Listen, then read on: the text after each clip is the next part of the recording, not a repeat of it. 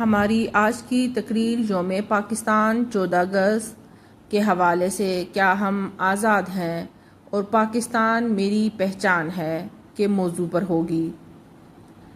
دل سوز سے خالی ہے نگاہ پاک نہیں ہے، دل سوز سے خالی ہے نگاہ پاک نہیں ہے، پھر اس میں عجب کیا کہ تو بے باک نہیں ہے۔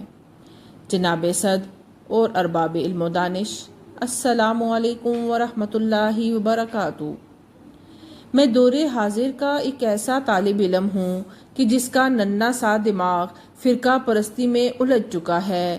میرے لیے وطنیت اور صوبائیت میں تمیز کرنا ہی مشکل ہو گیا ہے۔ نہ مجھے اس قابل چھوڑا گیا ہے کہ میں خود غرضی کی اینک اتار کر وطنیت کی اہمیت سمجھ سکوں۔ تذب ذب کی یہ کیفیت مجھے فکر میں غوطہ زن کر دیتی ہے۔ پھر میں سوچتا ہی رہ جاتا ہوں کہ وطن کی اہمیت کیا ہے۔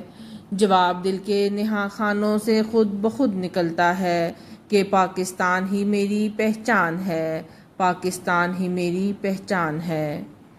کشتی حق کا زمانے میں سہارا تو ہے، کشتی حق کا زمانے میں سہارا تو ہے، عصر نورات ہے دھندلا سا ستارہ تو ہے، دھندلا سا ستارہ تو ہے۔ جناب صدر، اپنے وطن کے متعلق سوچتا ہوں تو میرا سر خود بخود سجدے میں گر جاتا ہے۔ جی ہاں جناب والا، مجھے پاکستانی ہونے پر فخر ہے کیونکہ آج میں آزاد ہوں۔ یہی میری سب سے بڑی حیثیت ہے اور یہی میری زندگی کا حاصل ہے۔ مجھے گائے ذبح کرنے پر قید و بند کی صعوبتیں برداشت کرنے کا ڈر نہیں اور نہ ہی مسجد میں نماز پڑھنے کا خوف ہے۔ میں آزاد ملک کا آزاد شہری ہوں جہاں ایک ہی نبی صلی اللہ علیہ وآلہ وسلم کے نام لیوا اور ایک ہی خدا کی عبادت کرنے والے ہیں۔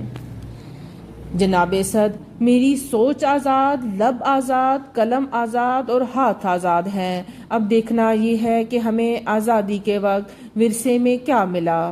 مسئلہ کشمیر، سرحدی تنازعات، بے گھر مہاجرین، اثاثوں کی غیر منصفانہ تقسیم، افواج کی کمی، نہ دفاتر، نہ سکول و کالج، نہ انتظامیہ اور نہ ہی ہسپتال، اور ایسے میں پاکستان کے وجود کا دنیا کے نقشے پر ابھرنا اور قائم رہنا اقوام عالم کے لیے بھی ایک انوکھی مثال ہے۔ جناب صدر، پاکستان بنے 70 سال ہو چکے ہیں۔ اس عرصہ میں پاکستان نے دن دگنی رات چگنی ترقی کی ہے۔ اس وقت پاکستان کے پاس بہترین افواج ہیں جو وطن عزیز کی طرف اٹھنے والی ہر میلی آنکھ کو پھوڑنے کی صلاحیت رکھتی ہیں۔ اس حقیقت کی گہرائی میں جانے کے لیے مجھے کچھ زیادہ سوچنا نہیں پڑا۔ پاکستان کے بننے کے فوراً بعد ہمارے سرکاری ادارے بہت کمزور تھے اور جاننے والے جانتے تھے کہ انہیں افواج نے اپنے پاؤں پر کھڑا کیا۔ یہ بھی جاننے والے جانتے ہیں کہ پاکستان میں دفاعی پیداوار کا کوئی کارخانہ نہیں تھا، لیکن آج بہت سے کارخانے چل رہے ہیں۔ یہ سب کس نے تعمیر کیے؟ یہ سب جو کچھ بھی اب ہے، مسلح افواج نے ملک کے بہت سے علاقوں میں سڑکوں کا جال بچھایا، NLC جیسے منافع بخش ادارے بنائے، کشمیر اور دیگر سرحدی علاقوں میں ہسپتال بنائے جو آج بھی شہریوں کا علاج کر رہے ہیں۔ جناب صدر، مسلح افواج کے زیر نگرانی بہت سے ہسپتال عام شہریوں کا علاج کر رہے ہیں۔ ان ہسپتالوں میں مریضوں کا علاج اور دیکھ بھال دنیا کے ترقی یافتہ ممالک سے بھی بہت بہتر ہے۔ بلکہ میری خواہش ہوگی کہ پاکستان کے سول ہسپتال بھی ان سے سیکھیں۔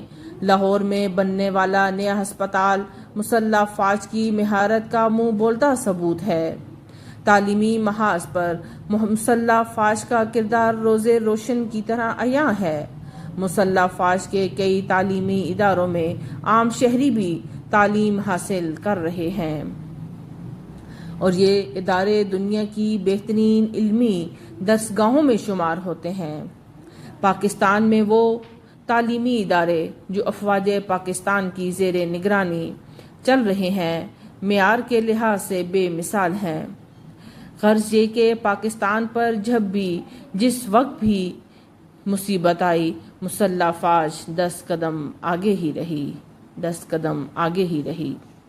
جی جناب والا، پاکستان دنیا اسلام کی پہلی ایٹمی طاقت بن چکا ہے۔ ایٹمی صلاحیت کے حصول کے بعد تو پاکستان اور بھی مضبوط ملک بن گیا ہے۔ پاکستان میں دنیا کا بہترین نہری نظام ہے۔ زرخیز کھیت، برف پوش چوٹیاں، معدنی وسائل اس کی عظمت کو 4 چاند لگاتے ہیں، اور دوسری طرف پاکستان کی افرادی قوت، وسیع و عریض سڑکیں، بہترین ریلوے، دنیا بھر سے منسلک بندرگاہیں، جدید کارخانے اور لائف سٹاک وہ اثاثے ہیں جو ہم نے 70 سال میں بنائے ہیں۔ اس سے بڑھ کر یہ کہ پاکستان میں ذہین ڈاکٹرز، قابل انجینئرز اور تربیت یافتہ مزدور انمول عطیہ ہیں۔ حاضرین گرامی، ہم لاکھ سہل پسند سہی، لاپرواہ سہی، لیکن محب وطن ہیں، اور یہی جذبہ حب الوطنی طاقت ہے۔ میرے وطن کا دامن وسیع اور قلب انتہائی فراخ ہے۔ مادر وطن کی گود میں کسان بھی پلتے ہیں اور مزدور بھی۔